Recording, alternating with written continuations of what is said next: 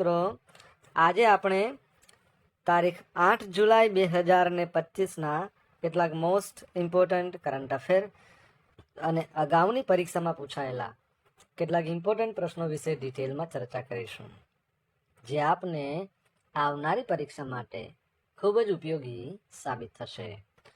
તો મિત્રો આપ આ ચર્ચા સાથે જોડાઈ રહેજો અને વિડીયોને પહેલેથી લઈને છેલ્લે સુધી પૂરેપૂરો જોવાનો આગ્રહ રાખજો. તો ચલો મિત્રો શરૂ કરીએ. તાજેતરમાં કોણે જન સુરક્ષા સંતૃપ્તિ અભિયાનનો ગાંધીનગરથી પ્રારંભ કરાવ્યો? તો આપણા ગુજરાતના જે 17મા નંબરના સીએમ છે, મુખ્યમંત્રી છે ભૂપેન્દ્રભાઈ પટેલ, જેમનો મત વિસ્તાર ઘાટલોડિયા છે, તો એમના દ્વારા ગાંધીનગરથી જન સુરક્ષા સંતૃપ્તિ અભિયાનનો પ્રારંભ કરવામાં આવ્યો છે. તો વડાપ્રધાન નરેન્દ્ર મોદીની નાગરિક કલ્યાણ લક્ષી અભિગમની પ્રેરણાથી દેશભરમાં શરૂ થયેલા જન સુરક્ષા સંતૃપ્તિ અભિયાનનો ગાંધીનગરથી મુખ્યમંત્રી ભૂપેન્દ્ર પટેલે નાણામંત્રી શ્રી કનુભાઈ દેસાઈની ઉપસ્થિતિમાં પ્રારંભ કરાવ્યો. હવે 3 મહિના સુધી ચાલવાનું છે આ અભિયાન. 1 જુલાઈથી 30 સપ્ટેમ્બર સુધી ચાલશે. તો આ અભિયાનના અન્વયે નાગરિકોના સુરક્ષિત, સુખી અને ગરિમાપૂર્ણ જીવન માટે વિવિધ જન સુરક્ષા યોજનાઓના લાભ તમામ લાભાર્થી સુધી પહોંચવાનું સુનિશ્ચિત કરવામાં આવશે. આ અભિયાન દરમિયાન પ્રધાનમંત્રી જીવન જ્યોતિ વીમા યોજના, પ્રધાનમંત્રી સુરક્ષા વીમા યોજના, અટલ પેન્શન યોજના, હાલના જે જનધન ખાતાઓ છે એમના માટે કેવાયસી ફરીથી પૂર્ણ કરવું, તેમજ બિન નાણાકીય પુખ્ત વયના લોકોના જનધન નાણાં ખાતા ખોલવા, આ ઉપરાંત જે ડિજિટલ ફ્રોડ છે એના સામે જાગૃતિ, આ બધા વિષયોને આવરી લેશે. તમને ખબર છે, મને એક યાદ આવે છે કે આપણે જુલાઈ મહિનાને એક મહિના તરીકે સરકારે ઉજવવાનું નક્કી કર્યું છે. કયા મહિના તરીકે તમારે જણાવવાનું છે? પ્રથમ ખેલો ઇન્ડિયા વોટર સ્પોર્ટ્સ ફેસ્ટિવલ ક્યાં યોજાશે? તો શ્રીનગરમાં યોજાવાની છે. કઈ જગ્યાએ? શ્રીનગરમાં. તો સૌપ્રથમ ખેલો ઇન્ડિયા વોટર સ્પોર્ટ્સ ફેસ્ટિવલ 21થી લઈને 23 ઓગસ્ટ દરમિયાન શ્રીનગરનું જે પ્રતિષ્ઠિત દાલ સરોવર છે ને, જેમાં તમને ખબર હોય તો શિયાળામાં પાણી થીજી જાય એટલે આખું સરોવર બરફનું બની જાય, અને સ્ટેટ બેંક ઓફ ઇન્ડિયા છે ને એને પોતાનું એક તરતું એટીએમ ત્યાં મૂક્યું હતું. આ જાહેરાત કેન્દ્રીય યુવા બાબતો રમતગમત મંત્રી ડોક્ટર મનસુખ માંડવિયાએ કરી હતી. વોટર સ્પોર્ટ્સ ફેસ્ટિવલમાં 5 રમતો જોવા મળશે: kayaking, canoeing, rowing, water skiing, shikara race, dragon boat. બરાબર છે. આ 5 જોવા મળશે: 1, 2, 3, 4 ને 5. તમને ખ્યાલ હશે કે લદ્દાખ અને જમ્મુ કાશ્મીરમાં ખેલો ઇન્ડિયા વિન્ટર ગેમ્સ આ વર્ષે યોજાઈ ગઈ. આર્મીની ટીમ છે એમાં વિજેતા થઈ. દિલ્હીની અંદર પેરા ગેમ્સ યોજાઈ ગઈ, ખેલો ઇન્ડિયા પેરા ગેમ્સ, અને એ પેરા ગેમ્સની અંદર હરિયાણાની ટીમ વિજેતા થઈ. બિહારની અંદર ખેલો ઇન્ડિયા યુથ ગેમ્સ યોજાઈ ગઈ, અને ખેલો ઇન્ડિયા યુથ ગેમ્સની અંદર મહારાષ્ટ્ર વિજેતા થયું. બરાબર છે. અને તાજેતરમાં તમને ખબર છે દાદરા નગર હવેલી, દીવ અને દમણ એમાં બીચ ગેમ્સ યોજાઈ ગઈ. એમાં કોણ વિજેતા થયું તમારે જણાવવાનું છે.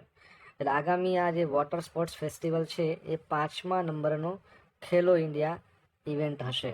અને ખેલો ઇન્ડિયા યુનિવર્સિટી ગેમ્સ એ રાજસ્થાનમાં જયપુરમાં યોજાવાની છે, એ પણ યાદ રાખજો. ઓકે.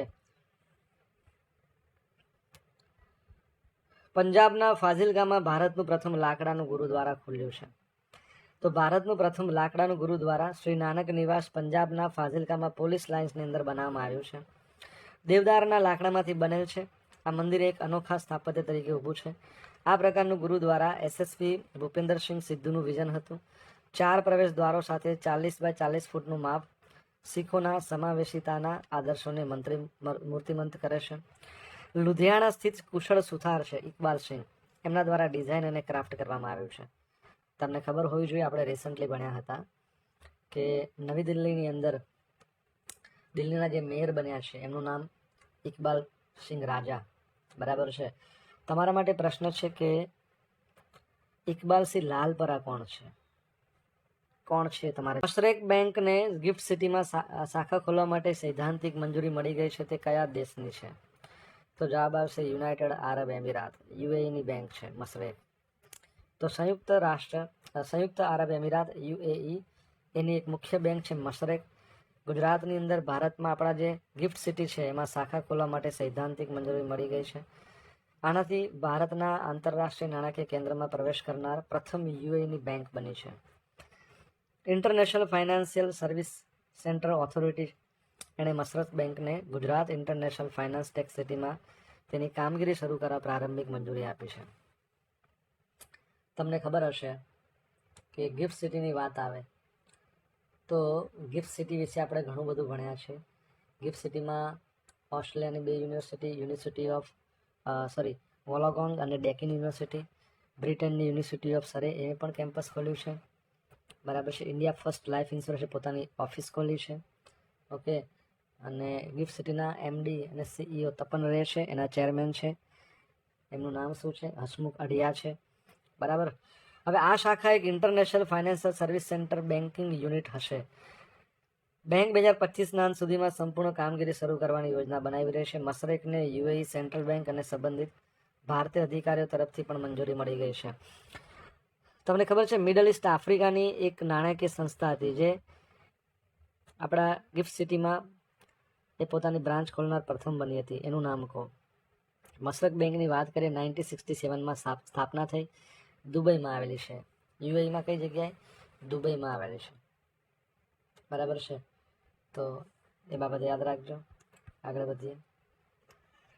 ગુજરાત સરકારે ગિફ્ટ યાદ આવે છે. ગુજરાત સરકારે ફેક્ટરી એક્ટ 1948ની મુખ્ય જોગવાઈઓમાં સુધારો કરી ફેક્ટરીઓમાં કામના કલાકો દિવસે કેટલા કર્યા છે? તો જવાબ આવશે કામના કલાકો 12 કરી દીધા છે. કેટલા? 12 કલાક. તો ગુજરાત સરકારે ફેક્ટરી એક્ટ 1948ની મુખ્ય જોગવાઈમાં સુધારો કર્યો છે. ફેક્ટરીઓમાં કામના કલાકો દિવસે 9 કલાકથી વધારીને 12 કલાક કર્યા છે અને સપ્તાહના કુલ કાર્યકાળની મર્યાદા 48 રખાય છે. 1 જુલાઈએ આપણા શ્રમ કૌશલ્ય વિકાસ રોજગાર મંત્રી, બરાબર છે, એના દ્વારા કોણ છે આ? તો કેન્દ્રીય મંત્રી છે, તમને ખબર હોવી જોઈએ. શ્રમ અને રોજગાર મંત્રીની વાત આવે તો તે આપણા ડૉક્ટર મનસુખ માંડવિયા છે. તો એના વિભાગ દ્વારા ગુજરાત સંશોધન ઓર્ડિનન્સ 2025 રજૂ કરાયું, જેમાં મહિલાઓને પણ નાઇટ શિફ્ટમાં કામ કરવાની મંજૂરી આપી છે. રાજ્યપાલે ભારતના બંધારણની કલમ 213 એ હેઠળ રાષ્ટ્રપતિની મંજૂરી મેળવી છે અને વટહુકમ કર્યો છે. તમને ખબર છે કે રાષ્ટ્રપતિ વટહુકમ કરે એના માટેની અનુચ્છેદ 123. ભવિષ્યમાં વિધાનસભામાં આને કાયદેસર મંજૂરી મળશે. અત્યારે જે રાજ્યપાલ છે આચાર્ય દેવવ્રતે જે વટહુકમ કર્યો છે એની વાત છે. ઓવરટાઈમના નવા નિયમો. હવે કોઈ પણ કામદાર 6 કલાક સતત કામ કરી શકશે. અગાઉ 5 કલાક હતા.